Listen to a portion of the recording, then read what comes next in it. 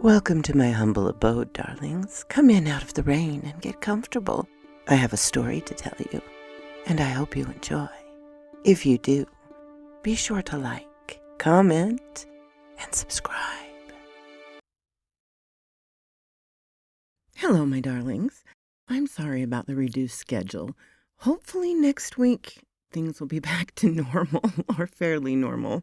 Anyway, today I am bringing you a couple of stories by the author Spectre Bot. And I don't believe I've read anything from them before, but we'll give them a shot, shall we? Sounds wonderful. The first story is Outer Space Things Don't Wear Ties. The air was stifling and hot. Sweat beaded my skin, rolled down the back of my neck, and dripped against the cool tiles below. Despite the unpleasant humidity, I couldn't risk opening any windows. I couldn't do anything that would give away my presence. After all, who was to say what might be lurking outside? Even if I couldn't be seen, I could be heard, smelled, touched. It was too much of a risk. Instead, I reached up and ran my hand over the back of my neck, wiping away my sweat. The hair stuck to the side of my face, my skin damp. It was uncomfortable, but not as bad as the gnawing hunger in my stomach. I only had so many rations left, and I couldn't waste them. 1 meal a day. That's what I was down to. How much longer would I have to hide here? Did they even know where I was? If they couldn't see me, would they still be able to track me? I didn't know. Nothing made sense. Nothing had made sense since that day. The day the aliens came. It had been like any other spring day, cool and drizzling, with brief spells of sunshine that did little to ward off the remnants of the winter chill. Nobody had been prepared for what was coming.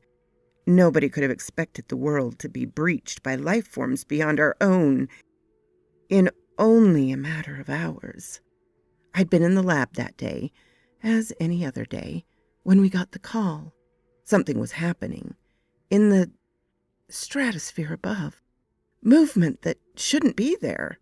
Unidentified phenomena approaching the Earth at a rapid rate. We didn't know how many of them there were at the time. In the shadows, we'd been preparing for this day, for the possibility of alien life, for centuries, and yet nothing we had anticipated would help us deal with their arrival. When they came, we could do nothing. They appeared among us as wraiths, immaterial, abstract life forms, like drifting clouds of pulsing light. They had no faces, no limbs or appendages. They weren't human in appearance, or like anything we'd ever seen before. They were something different altogether, something unknown, extraterrestrial. They had sentience, but no concrete bodily form. They were fragile, delicate things that seemed to flow with the wind, but that made them impervious to harm, indestructible in a sense. We could barely touch them. The feeling of one passing by was akin to a damp breeze on your skin, too ethereal to properly grasp.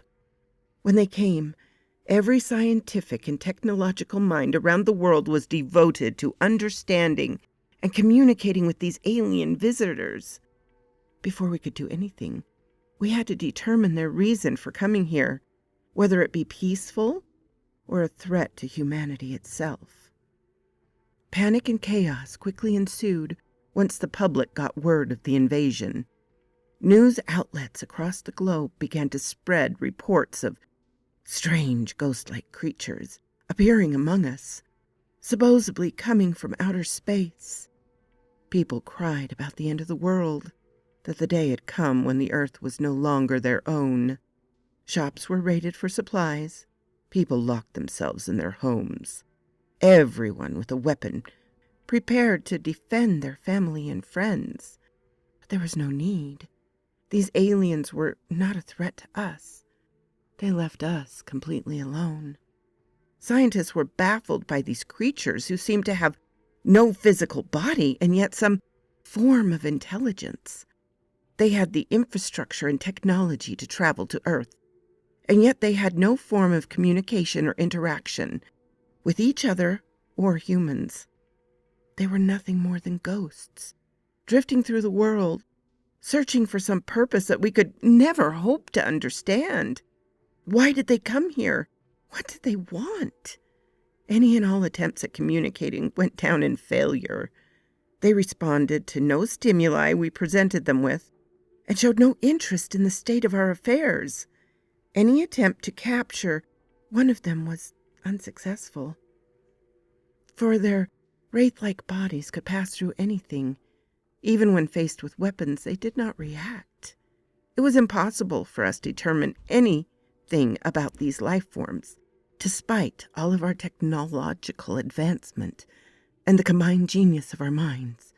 We were completely and hopelessly baffled by them.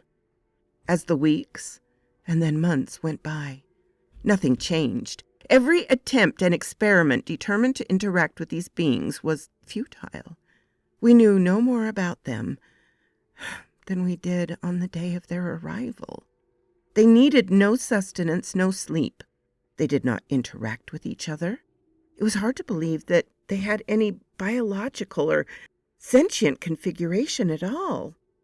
Their brains or organs were not visible, even within their ghostly bodies. Yet they had the presence of something on the threshold of the living and the unliving. When it became clear they had no ill intention towards us, people's panic slowly began to recede. They posed no threat to daily life, and people gradually got used to them being there. But one problem was quickly becoming clear. They were increasing in number. Whether more were approaching from outer space, or they were somehow multiplying themselves, we couldn't determine.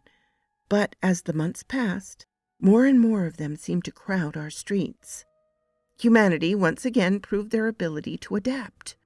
Work and life gradually began to return to normal, with no means of communicating or interacting with these alien forms. We had no choice but to simply accept their presence among us. It appeared they were here to stay. But as their numbers began to grow, a new problem presented itself. Visual pollution. With their immaterial bodies clustering and bleeding together, they began to create obscuring mists that covered streets and open areas like a suffocating fog of dampness. Accidents were rife on roads and in public areas. Drivers and pedestrians unable to see oncoming vehicles because of the dense cluster of bodies in their way. Reports of technology malfunctioning in their presence was also beginning to surface, though we were never able to determine if this was true or not.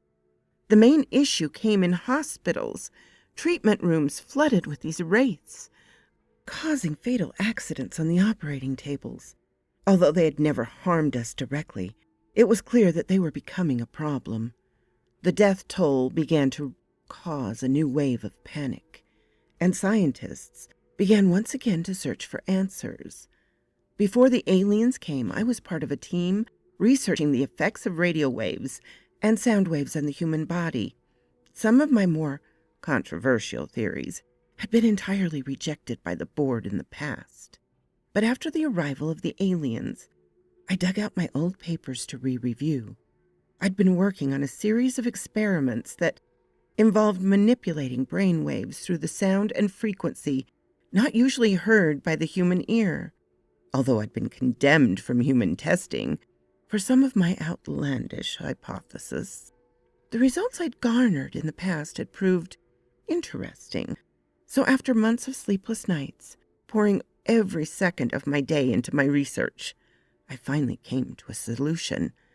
I had developed a sound frequency that should, theoretically speaking, make the extraterrestrial beings invisible to the naked eye.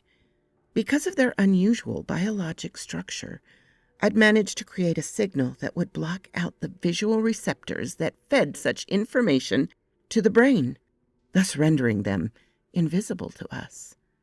I proposed my hypothesis to the board of scientists I worked under, and despite some skepticism, my idea was accepted. Nobody had come close to any other kind of solution, and the situation had grown desperate. They were willing to try anything. Over the next few days, I worked with dozens of other scientists and physicists to create a platform which I could broadcast the signal across the globe, thereby rendering the aliens invisible to the human eye and returning the world to some semblance of normalcy. With all my preparations complete, it was finally time to commence the broadcast. Despite all of my setbacks and the critics who had rebuked my theories, my hard work would finally come to fruition for the better of the world. Only that isn't what happened. Something had gone wrong along the way. A single miscalculation, a flaw in the signal, some kind of variable I hadn't factored into my hypothesis. Whatever it was, it meant my calculations were incorrect. Because what became invisible to the human eye wasn't the aliens who had invaded our planet, but the humans themselves. Across the entire world, people simply vanished. They could still be heard and felt and touched, but they couldn't be seen. The signal completely erased our ability to see other people. Chaos immediately spread across the globe. Mass panic and hysteria drove the masses. Nobody knew what was happening. Nobody knew what to do. All of a sudden, everyone they knew had disappeared, become unseen to the human eye. The only time humans became visible again was upon death. Bodies began to litter the street, spreading disease and more panic. Hospitals were overrun with panicked patients unable to get treatment they needed. Death stained everything. And in the midst of it all, I had no choice but to run. They blamed me for the failure, for the destruction of humanity. I told them there was no way to undo the signal or reverse its effects. But they wouldn't listen. They came after me, forcing me to fix the mistakes I made. But I couldn't. There was nothing I could do. The damage was irreversible. I managed to escape the lab, but the world outside was even worse, rife with danger and disorder. People were trampled by invisible crowds, and streets became roadblocks of crashed cars and mangled bodies. Nowhere was safe amid the chaos. I had to find somewhere to hide, somewhere they wouldn't find me, because once they did, my life was over. And now, I was here, an abandoned research facility in the middle of nowhere. The place had been locked up, empty for years, rife with dust and cobwebs when I'd broken inside. I thought I'd be safe here, somewhere they wouldn't be able to find me. It had only been 2 weeks since I fled here, but I was already running out of food and the air was smoldering. Even so, it was too dangerous to leave. I didn't know who was out there, unseen, waiting for me to make a move. It was too much of a risk. I was trapped here in this stifling prison, hungry, tired, scared, but what could I do? There was no way to fix what I'd done. This was the end of everything we knew. I'd brought this mess upon myself, upon the world, but how could I have known the consequences? I thought I'd been helping humanity, but instead I'd condemned it. There was no going back now. Something thumped against the door on my right, and I froze, my heart pounding in my throat. A single bead of sweat rolled down my neck, hitting the floor. I waited and listened, but heard nothing else. Maybe it had just been the wind, an echo of something far away. As the silence drew on, the tension fled from my shoulders. It was probably nothing. After all, there was no way anyone could have known I was here. I'd left no trace behind, nothing by which I could be tracked. I was fine as long as... Something scraped against the outside of the door. a metallic screech that bore under my skin.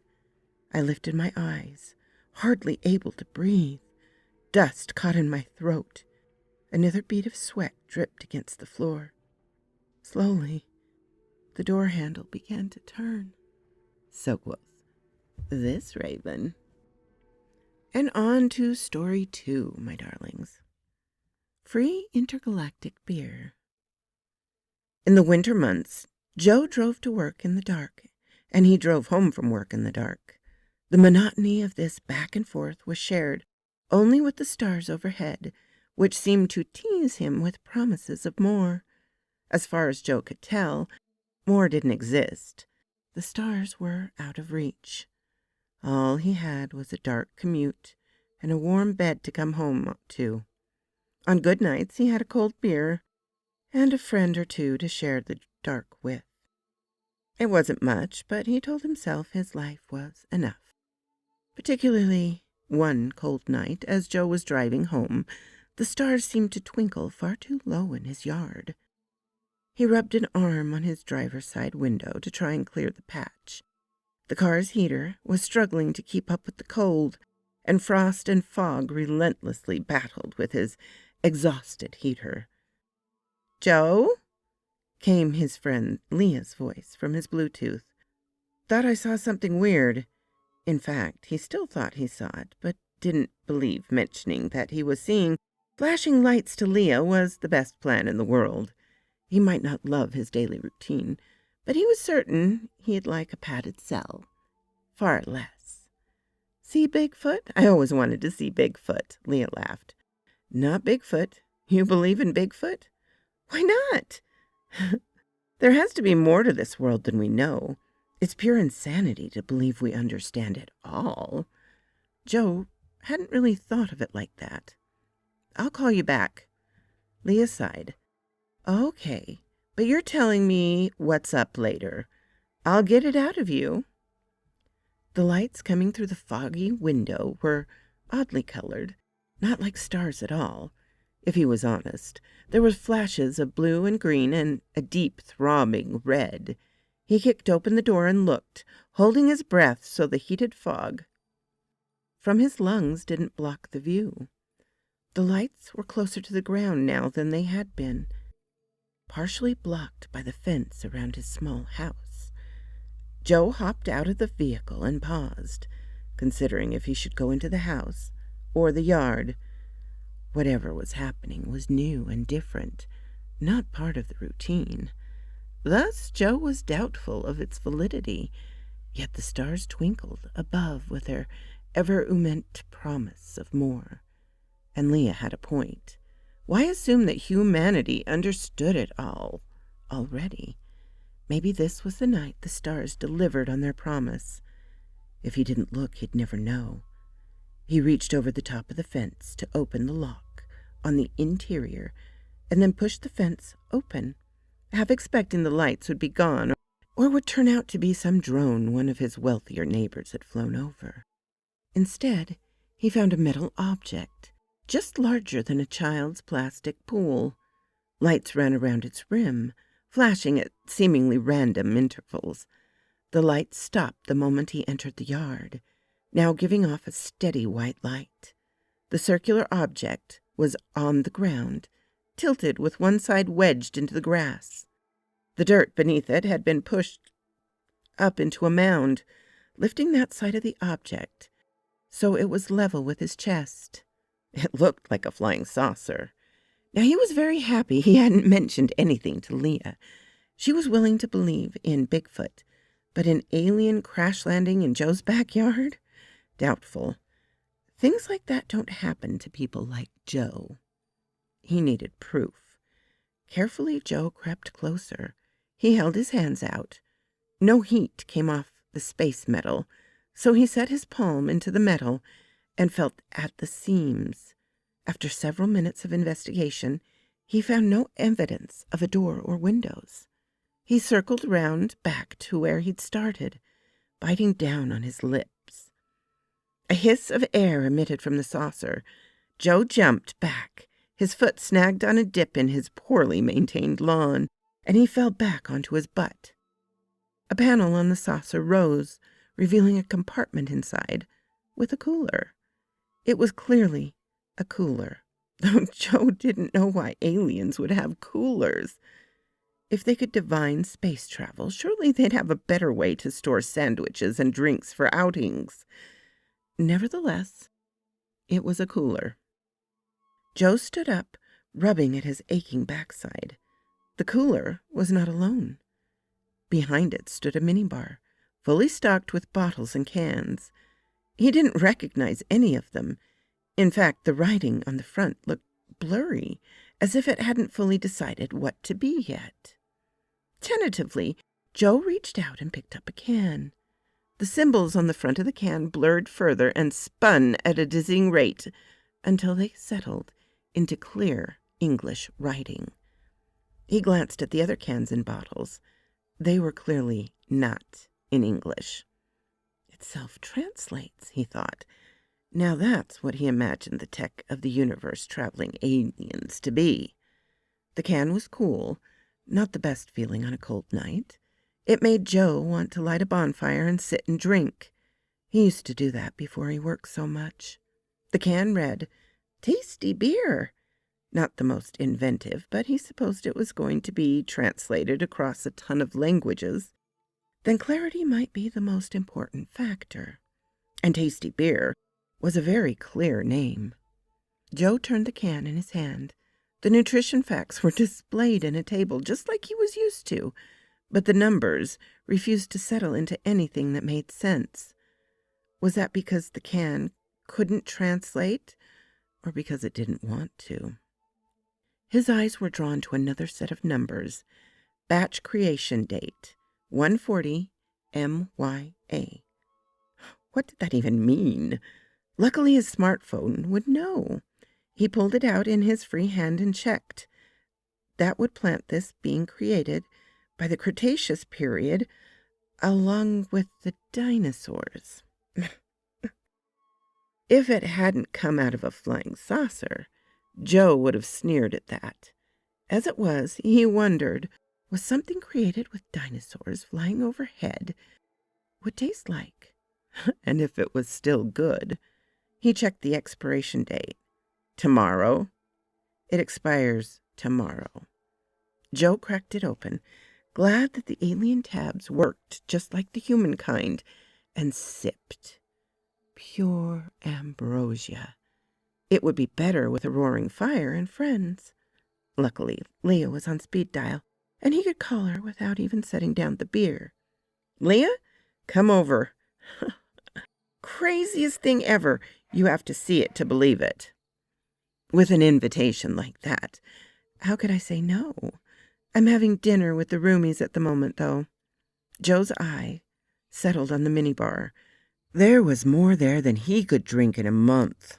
He kicked the cooler open to reveal some bottles of juice, with pictures of fruit he didn't recognize, and bottles of what looked like moonshine. Oh, and invite your roommates, neighbors, whoever. This is going to be a party for the ages. So quoth this raven. My darlings, I hope you enjoyed these stories. I'll let you know that my dad has been in the hospital and in ICU for a week, which has led to other complications with my mother having dementia. But there's help coming. Anyway, what do you think? Would you accept drinks out of an alien spaceship? What's your opinion? I really want to know this, darlings. What's your opinions on UFOs and aliens now that so many governments, including the U.S., has come out and said they're real? How does that make you feel? Do you think we will be in contact? Do you think we've already been in contact? I'm curious, what's your view on that when junk science becomes actual science? Let me know in the comments, and I hope you all have just a marvelous week. Thank you for stopping by, my darlings. It means so much. I so enjoy telling these stories for you. And here are some of my marvelous supporters. Please, if you haven't subscribed, consider doing so. If you give this video a like, it would help me out ever so much. Thank you, and have a lovely, lovely day.